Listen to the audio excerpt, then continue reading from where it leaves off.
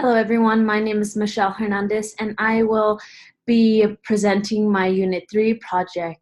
This project was really exciting and interesting to incorporate a different person other than yourself for this study. So I was excited to present some of the materials that I've done on myself with someone who is close to me, and that is my boyfriend, Zachary.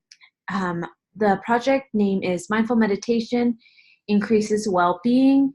The intervention was a mindful exercise, and I will be going over the details in a little bit. My hypothesis for this unit project was I predicted using mindful exercise intervention daily can increase well-being. The experiment. Some of the materials that you'll be using for this experiment is an app called Calm. You can use any app that you feel like you need to use.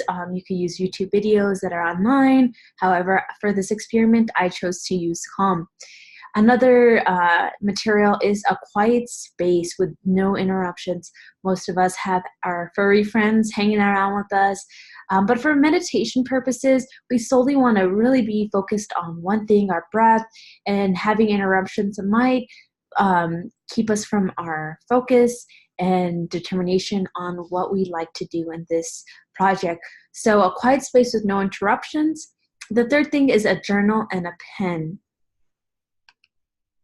The experiment details, what we'll be doing. So for this experiment, my independent variable that was tested was a change in strength of self-esteem and well-being. The second was the dependent variable being the RIF measure of psychological well-being. The experiment details was a 30-minute daily meditation exercise. We used an app called Calm, like I mentioned before, and I chose to work on autonomy for him. The app has many options that you can choose from. So I told him to work on autonomy because when he did his RIF measure scale the first time, he actually scored low in autonomy. And autonomy is the extent of which he views himself as being independent and resisting social pressures. So that was something that we worked on, and Calm is a wonderful app that provides access to meditation that really steers and guides you to I don't want to say proper, but a mindful way of handling those social pressures in life. And every day he journaled before he meditated for 30 minutes, and then he journaled again, strictly just about how he felt after the meditation, how his feelings was, how his body felt. And the journal was more about like how his day had went, and more in depth about his feelings and emotions of the day, and then meditated and then journaled about how he found that present moment without all the other information that he wrote down. It was a 7-day trial period, and at the end of the trial period, we also retook the RIF measure of psychological well-being, and I'll go over those results in a short while. Okay, go. Excuse me. So I tested my hypothesis, and my hypothesis was proven correct.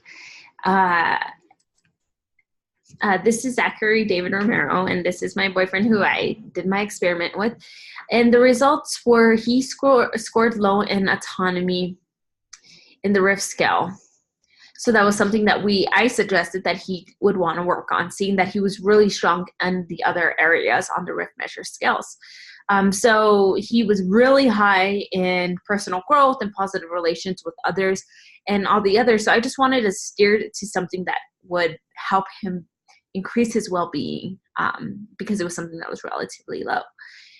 The second test, he actually scored high in autonomy and overall measures of well-being. And this is what proved my hypothesis correct, because it was not as if we were aiming for him to rise. It was honestly with the guided meditations on a consistent basis, he was able to do that on himself by, stimulating his prefrontal cortex while in meditation. And when the meditation is guided to what you're trying to do, which is autonomy in his case, it was able to seep out into his other areas of life. Another example of the results being truthful was his journal entries. When they started, they were just about his day. It was rarely stressful.